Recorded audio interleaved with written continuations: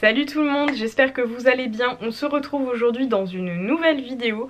Aujourd'hui on va parler un peu story time. J'avais envie de vous parler, puisque c'est un sujet qui revient souvent dans les questions, de comment j'ai fait la rencontre de ma jument Sapristi.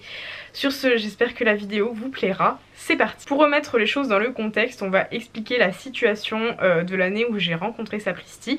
Nous étions donc en 2012. En 2012, je pratiquais le horseball en compétition depuis 2008, donc 4 ans.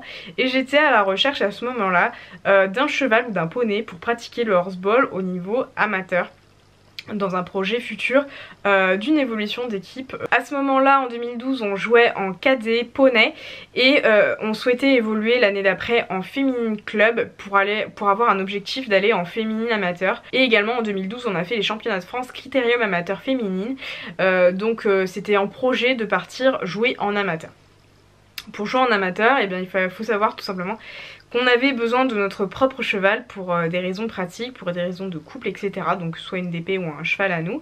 L'idéal étant d'avoir notre propre cheval. C'est pourquoi on s'est lancé dans la recherche d'un cheval ou d'un poney.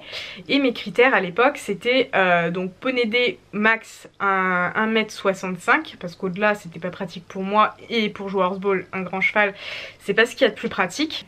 Également il fallait qu'il ait entre 6 et 10 ans maximum, puisque je voulais acheter par la suite. Sauf que je ne voulais pas me retrouver avec un cheval qui avait déjà 18 ans. Forcément, quand on veut faire du sport, il faut avoir un cheval en adéquation avec ses objectifs. Je voulais bien évidemment avoir un cheval qui était débourré. Et je voulais un cheval qui soit un peu polyvalent quand même. Je voulais quand même qu'il puisse un peu faire de dressage niveau club bien évidemment. Et un petit peu de saut d'obstacle niveau club 2. Donc voilà, on avait posé les critères.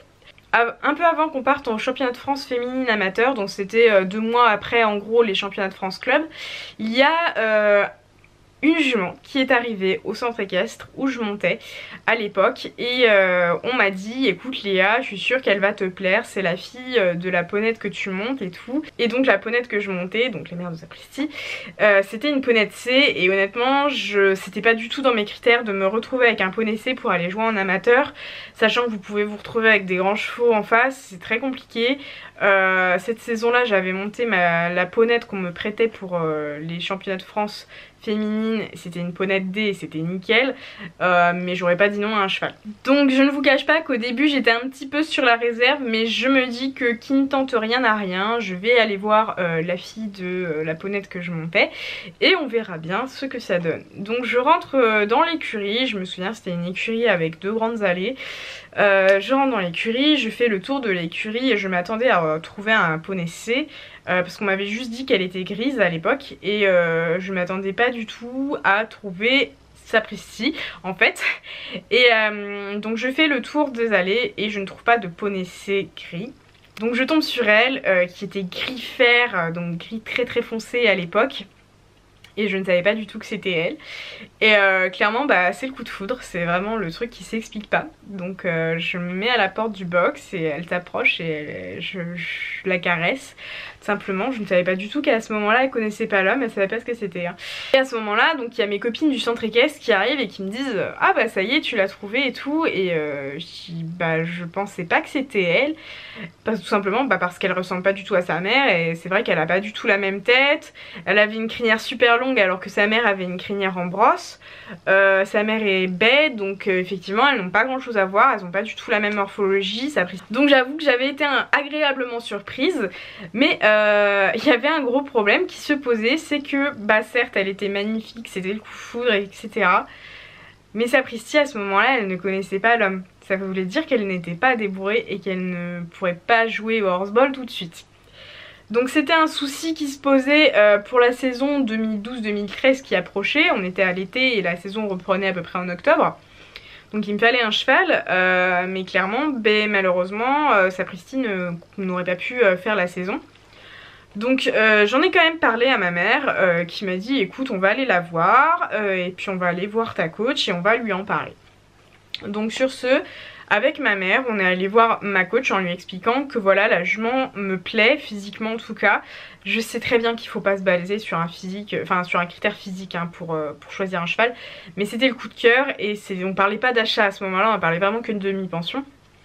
Et du coup j'en ai parlé à ma coach, on lui a expliqué que voilà la jument me plaisait beaucoup mais qu'apparemment elle était pas du tout prête, et ma coach m'a dit qu'effectivement elle était pas débourrée, qu'il fallait lui laisser le temps, etc. Donc ça il y avait aucun problème là-dessus, mais que par contre effectivement ce serait très intéressant que je commence à m'en occuper à pied, pouvoir la sortir en liberté, pouvoir la brosser, qu'elle puisse s'habituer à moi, qu'on puisse faire connaissance et voilà, qu'on prenne le temps de toutes les deux de reconstruire une relation basée sur la confiance et pas direct travailler des bourrages machin, etc.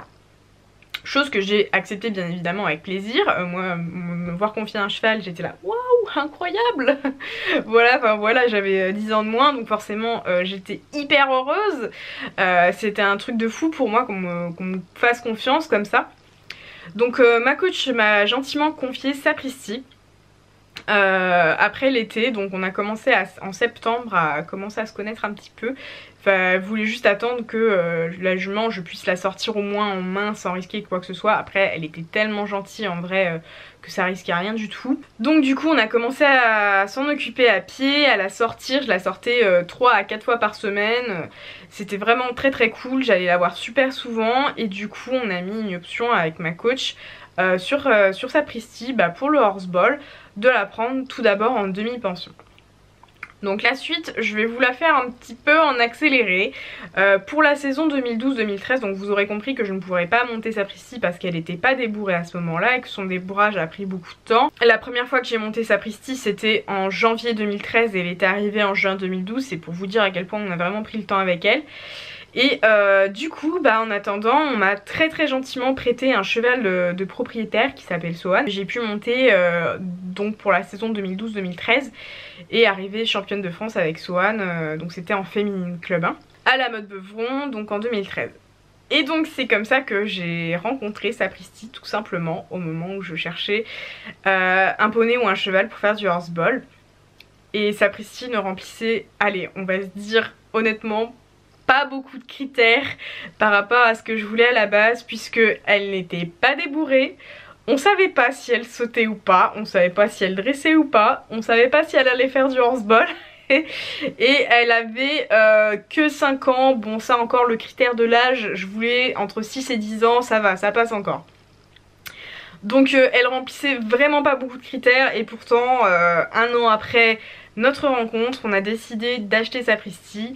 Je vous l'avais dit au début, on devait la prendre en demi-pension, donc quand elle serait apte à travailler régulièrement et tout, parce que avant elle était en débourrage, donc c'était pas une DP que j'avais dessus, c'était un confiage en gros, en quelque sorte. Et du coup, pour éviter qu'elle ne parte du centre équestre, parce qu'il y avait des personnes qui étaient intéressées pour l'acheter, et bien mes parents ont acheté Sapristi en 2013, donc un an après notre rencontre, en ne sachant pas si on allait faire ce qu'on avait prévu de faire, en ne sachant pas si on allait pouvoir sortir en horseball, mais clairement c'était soit Sapristi elle restait dans la famille, soit j'arrêtais toute l'équitation parce que je ne me voyais pas tout simplement continuer l'équitation sans Sapristi après avoir passé un an à construire notre relation basée sur la confiance, sur le respect, sur tout ça, etc. Donc voilà comment j'ai rencontré ma jument, tout simplement au détour d'une recherche qui était un peu tranquille on va dire, qui n'était pas du tout pressée, sur laquelle on prenait le temps réellement de faire les choses tranquillement, on se pressait pas du tout, on devait seulement prendre un cheval en DP ou un poney en DP et au final on s'est retrouvé avec Sapristi donc qui est arrivée et clairement j'ai eu le coup de foudre pour elle et voilà. Donc comme vous pouvez le voir, on a mis un petit peu de temps avant d'acheter Sapristi. Après sa rencontre on a mis un an. Après on l'avait pas acheté tout de suite tout simplement parce qu'elle était pas débourrée et j'avais pas du tout commencé à la monter. On l'a acheté à peu près en fin de débourrage, elle commençait seulement à sauter à cheval et on n'a pas du tout essayé le horseball avant de l'acheter. Malheureusement ou heureusement, il s'est passé ce qui s'est passé là-bas et au final on s'est rendu compte que le horseball ne correspondait pas du tout à Sapristi et c'est pour ça que j'ai arrêté le horseball sans avoir fait beaucoup de matchs avec elle.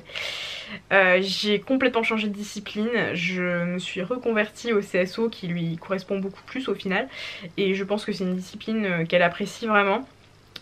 Et donc voilà l'histoire de ma rencontre avec Sapristi, comme quoi je pense que rien n'arrive par hasard parce que Sapristi m'a énormément aidée dans toute ma vie.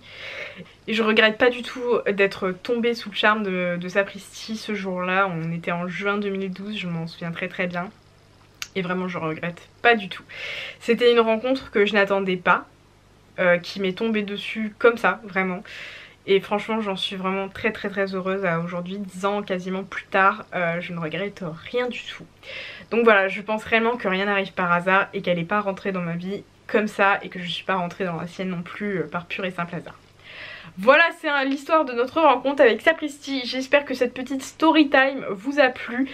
Si vous avez des questions, n'hésitez pas à les poser en commentaire. Je vous dis à très bientôt pour de nouvelles vidéos. Ciao!